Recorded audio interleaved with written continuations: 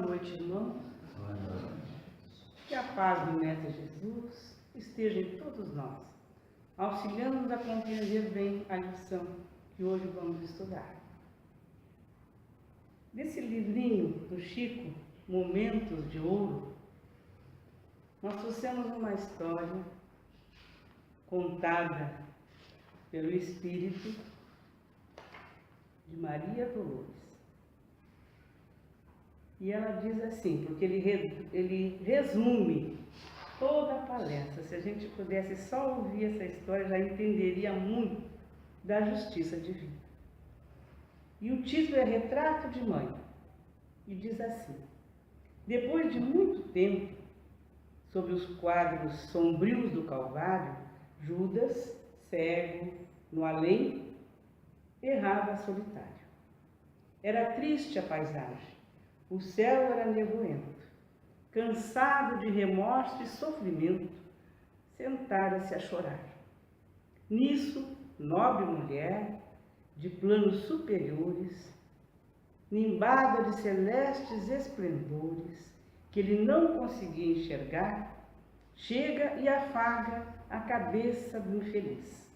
Em seguida, num tom de carinho profundo, quase que em oração, ela lhe diz: meu filho, por que choras? Acaso não sabeis? Replica o interpelado, certamente e claramente agressivo. Sou um morto e estou vivo. Matei-me e novamente estou de pé, sem consolo, sem lar, sem amor e sem fé. Não ouvistes falar em Judas, o traidor? Sou eu que aniquilei a vida do Senhor. A princípio julguei poder fazê-lo rei, mas apenas lhe impus sacrifício, martírio, sangue e cruz. E em flagelo e aflição, eis que a minha vida agora se reduz. Afastai-vos de mim, deixai-me padecer neste inferno sem fim. Nada me pergunteis, retirai-vos, Senhora. Nada sabeis da mágoa que me agita, nunca penetrareis minha dor infinita. O assunto que lastimo é unicamente meu. No entanto, a dama, calma, respondeu: meu filho, sei que sofres, sei que lutas, sei a dor que te causa o remorso que escutas. Venho apenas falar-te que Deus é sempre amor em toda parte.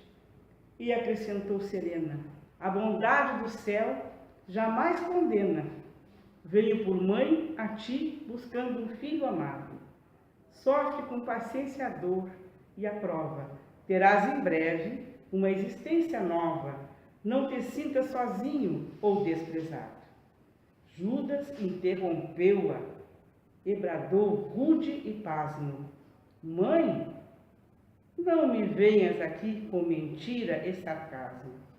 Depois de me enforcar num galho de figueira, para acordar na dor, sem mais poder fugir à vida verdadeira, fui procurar consolo e força de viver, ao pé da pobre mãe que me forjara o ser.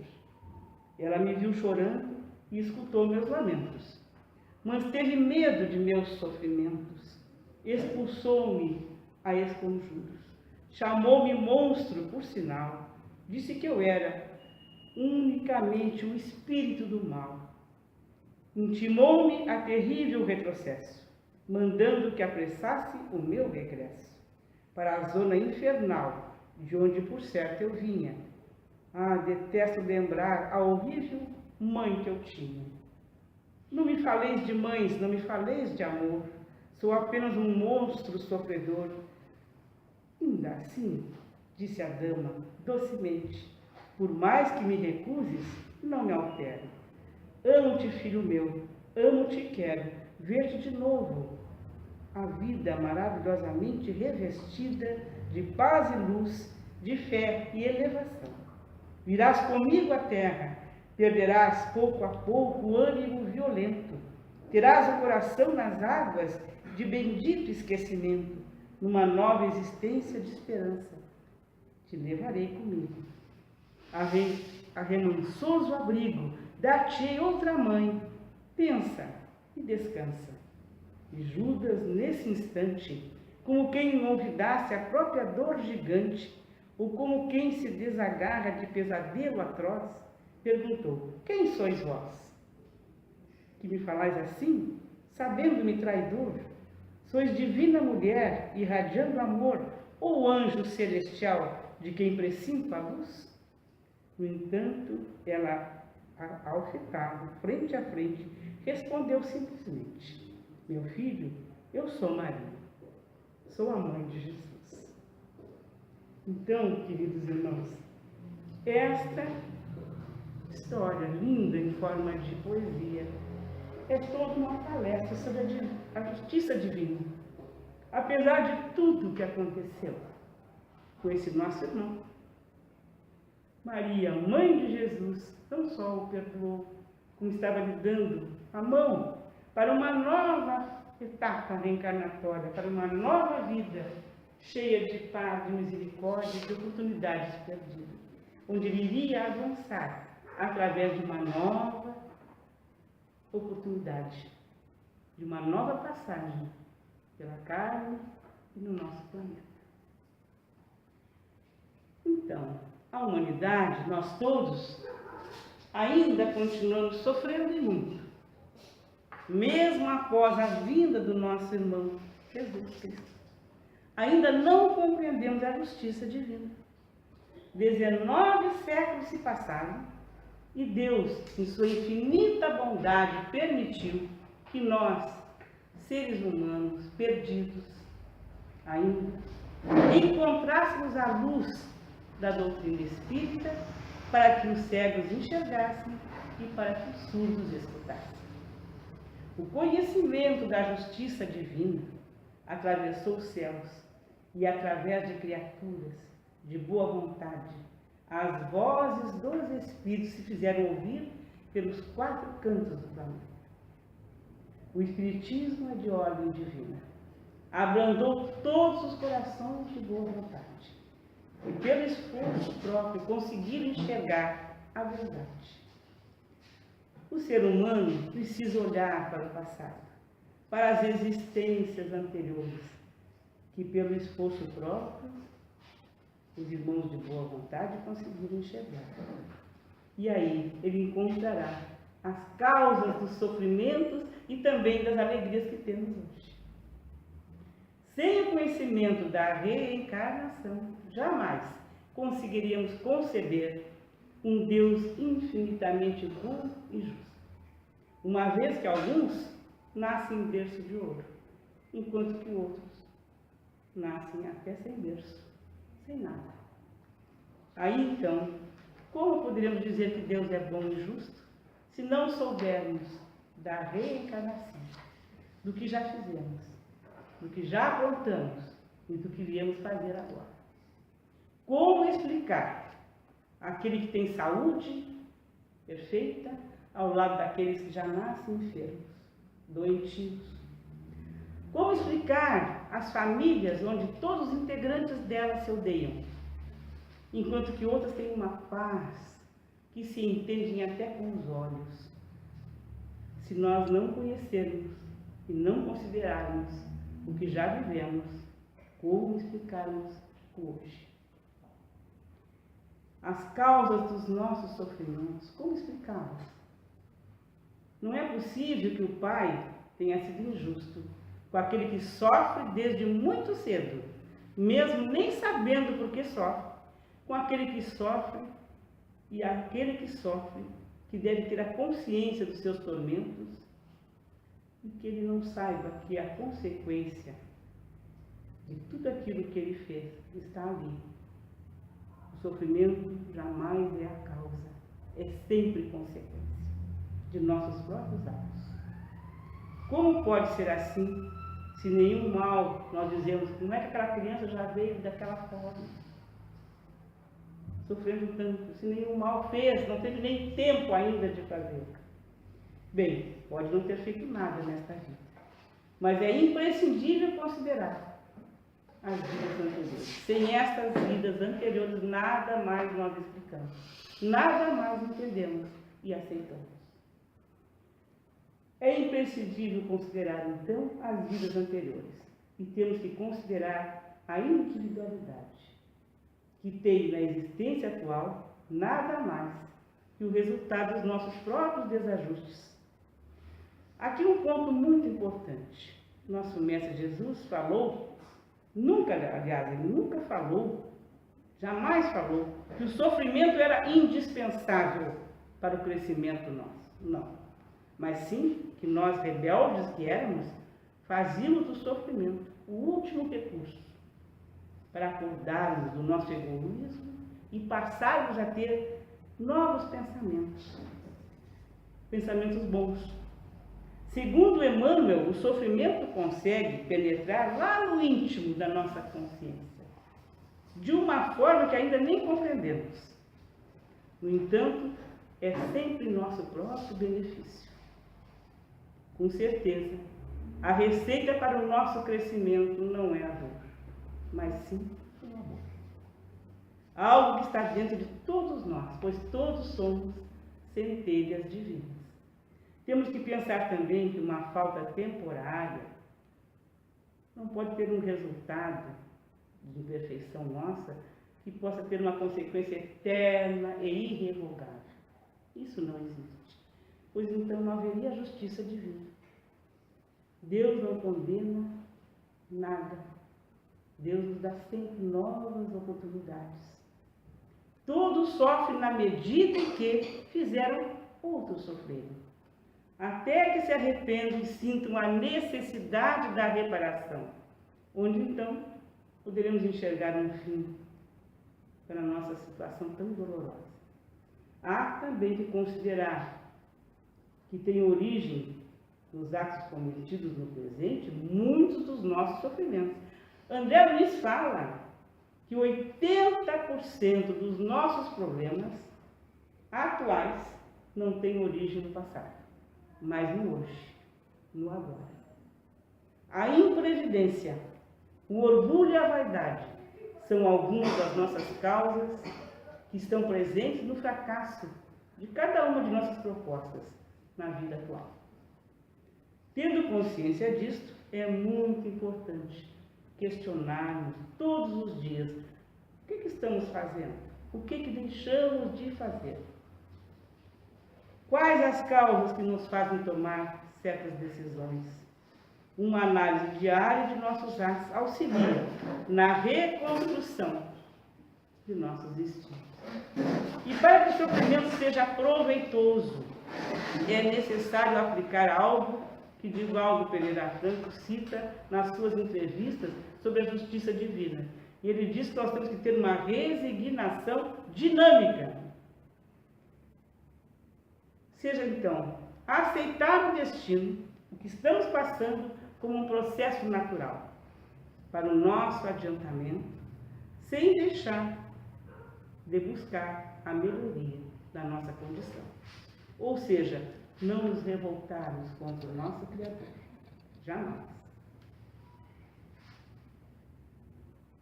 A aflição de hoje certamente é uma dívida de ontem. O merecimento de agora é o crédito do amanhã. Nossas dores correspondem assim pelas falhas que demonstremos ou pelas culpas que contraímos. Olha que pensamento lindo de Emmanuel. Sempre hoje é fruto do ontem. Mas se quisermos um amanhã muito melhor, temos que plantar hoje, para comermos coisas boas, né? E olharmos as nossas flores, as flores que nós estamos plantando.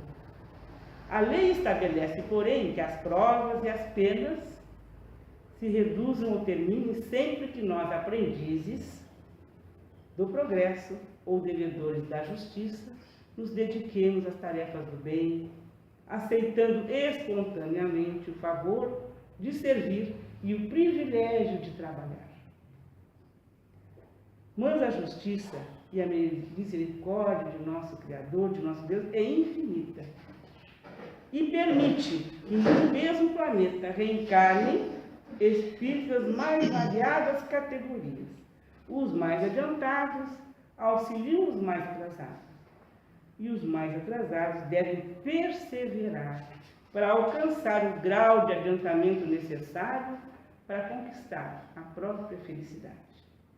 Entretanto, quando desencarnamos, nós sempre recebemos a colheita daquilo que plantamos enquanto aqui estávamos.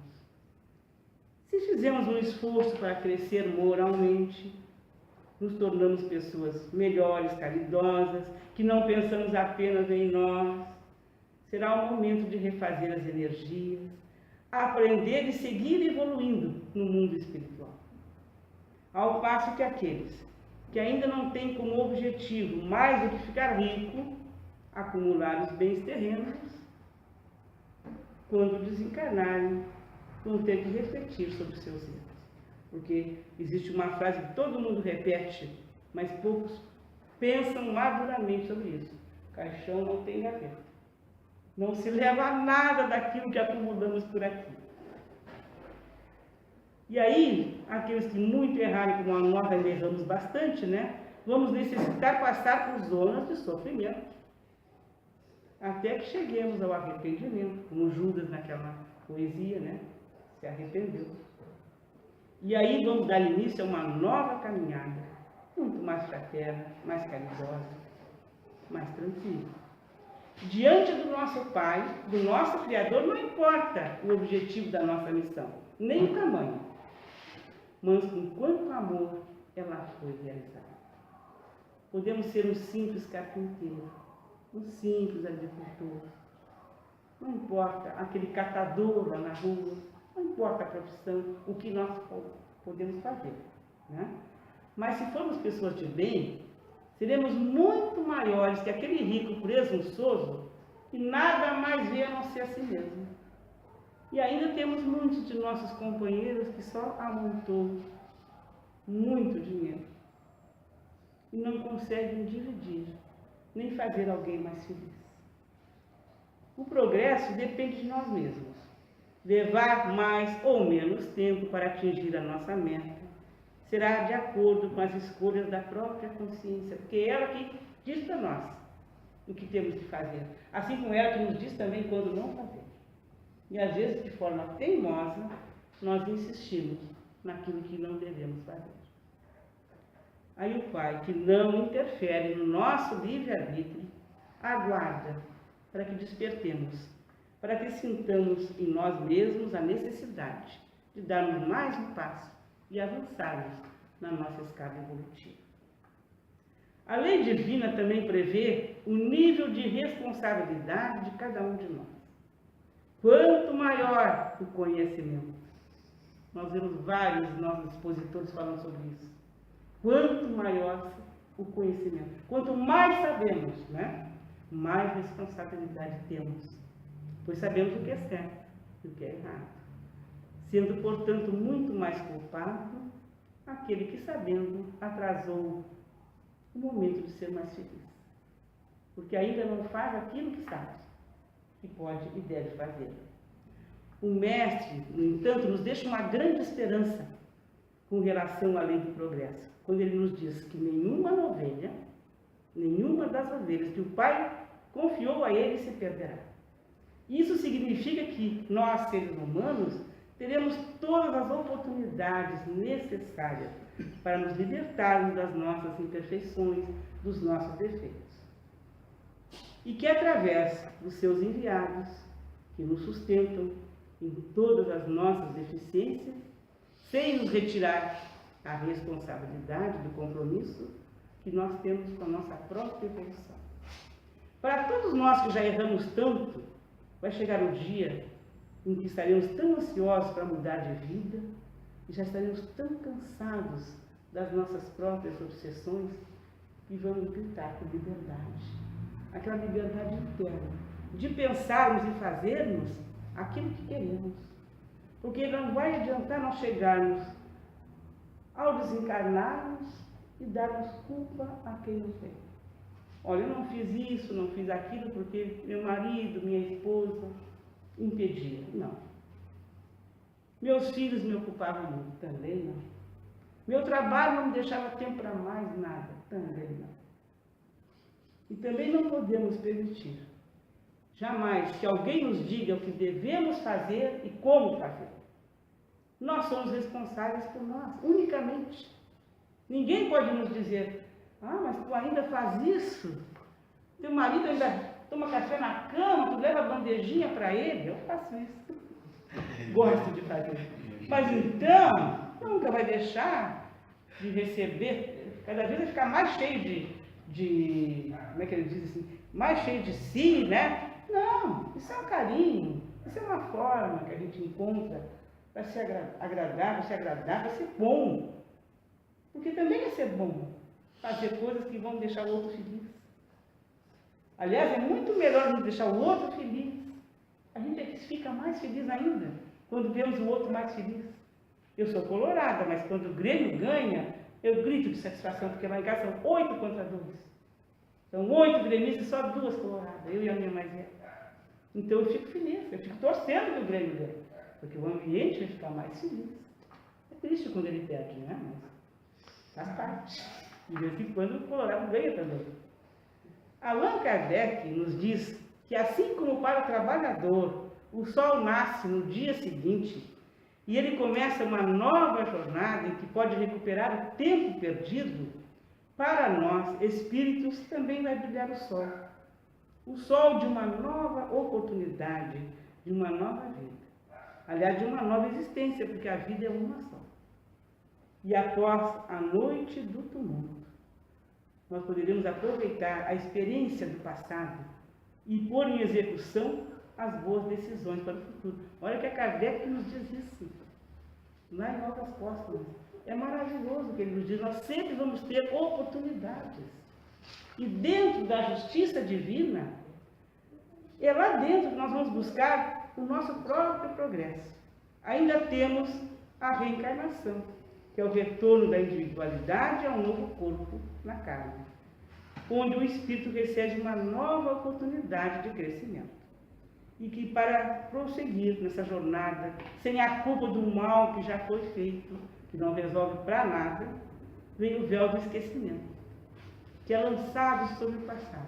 Então, o espírito livre pode buscar uma nova experiência física. Mas a ausência da consciência não é total.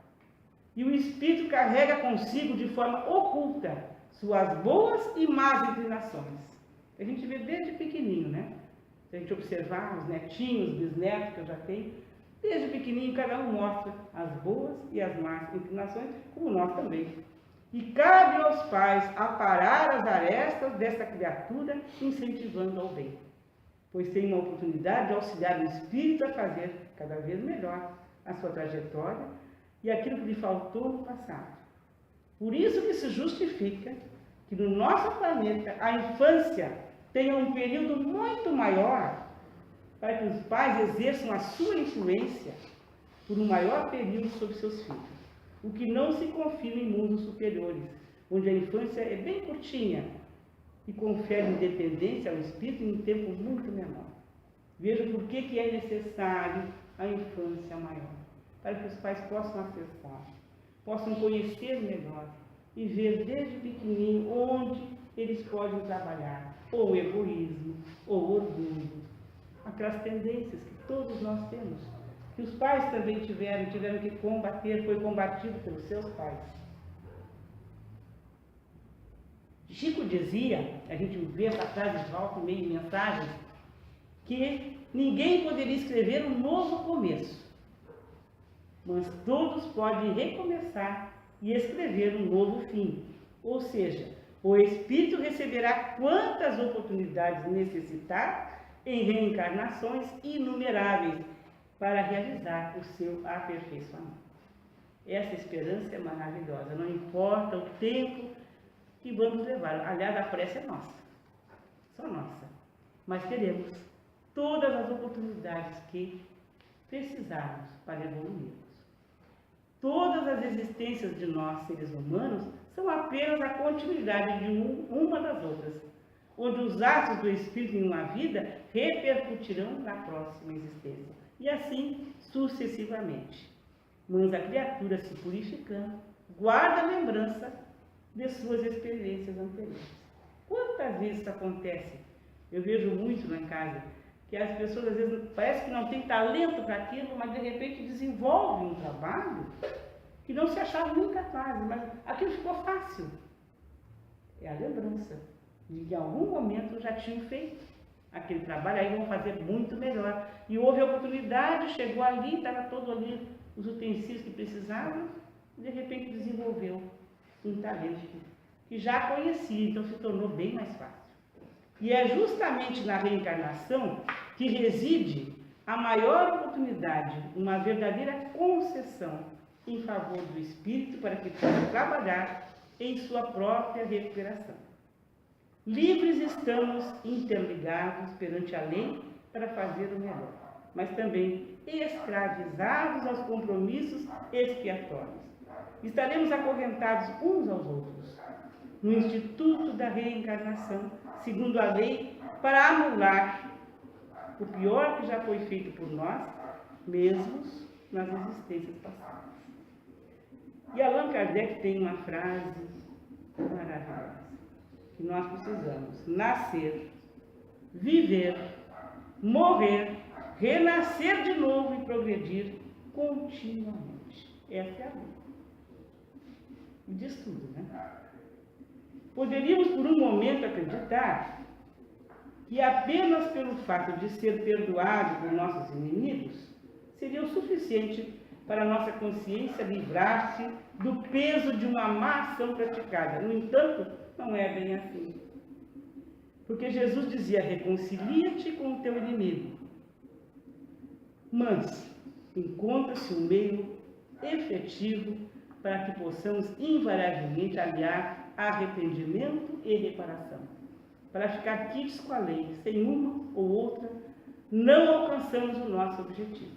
Ao contrário do que se pode achar, essa lei não vem de fora, vem de dentro de nós. Pois é a nossa própria consciência, à medida que avança, que não dá descanso e exige a nossa reparação. E Kardec diz assim: unicamente a reparação pode anular o efeito em destruindo a causa. O perdão seria uma graça e não uma anulação. Agora, se invertermos os papéis, teremos uma lição diferente. O perdão liberta quem perdoa, e não quem praticou a falta. Quando nós perdoarmos, e nós perdoamos, nós nos sentimos verdadeiramente livres e mais felizes, ao passo que aquele que foi perdoado deverá invariavelmente reparar o mal que já fez. Ele foi perdoado, mas vai ter que refazer de forma diferente, para ele mesmo se perdoar. A grande lei da justiça divina se traduz perfeitamente nesta máxima, quando Jesus disse assim: a cada um conforme suas obras. Isso aí diz tudo sobre a justiça divina. Tudo o que fizermos ou deixarmos de fazer é com nossa conta. E temos que considerar ainda os laços de família. Uma família encarnada na Terra, unida pelos laços consanguíneos, não será necessariamente a família espiritual. Porque no momento do desencarne, o espírito vai ter com aqueles que conservam as mesmas vibrações. Por exemplo, um espírito boêmio vai encontrar os ébrios na espiritualidade. Vão se aproximar. Um que tem interesse por substâncias tóxicas também encontrará viciados no mundo espiritual. Assim como os caridosos, os bons, vão encontrar a sua turma. Então, podemos considerar que as ligações antagônicas que constituem as famílias antipáticas, o filho que não suporta a mãe, o pai que não suporta a filho, os cônjuges que não se toleram, são espíritos que geram laços de família, mas eles não vêm por acaso. Eles vêm justamente para que substituam os laços de ódio pelos do amor. Enquanto para uns servem de provas para outros, também é um meio de progresso. Os maus se melhoram ao contato com os bons. Isso é inevitável. O lar é um instituto de regeneração e amor, onde retomamos a convivência com os amigos, com os desafetos das existências passadas. E vamos construir um mundo e um futuro bem melhor. Trazemos hoje na nossa própria casa, no nosso próprio lar, a presença de certos familiares que nos acompanham, às vezes, parecem até carrascas. Entretanto, são credores do ontem, que surgem no tempo, pedindo as contas, e vão cobrar. Será que eles estão errados? E nós é que estamos certos? Vamos repensar o que devemos, nós vamos ter que pagar. Então, meus queridos, a ignorância espiritual, o desinteresse com as coisas além da matéria, a descrença costumeira, a despreocupação com o próprio destino, sempre nos farão sentir o medo, a incerteza e a decepção. E quando a humanidade compreender que a vida presente não passa de um elo entre a vida passada e a futura, nos tornaremos mais razoáveis nas nossas decisões.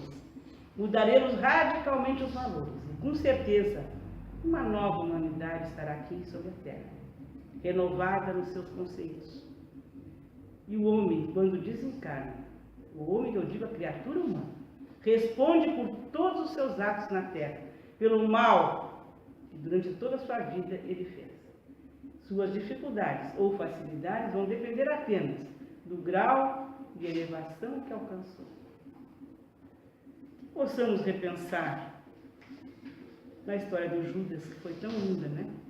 Nos mostrando que mesmo ele, se considerando um traidor, a mãe do próprio Mestre Jesus foi buscá-lo para levá-lo para uma vida melhor. Que possamos estudar sempre a nossa doutrina, buscando no nosso dia a dia esse conhecimento, e vai fazer de nós muito mais felizes. Que assim seja.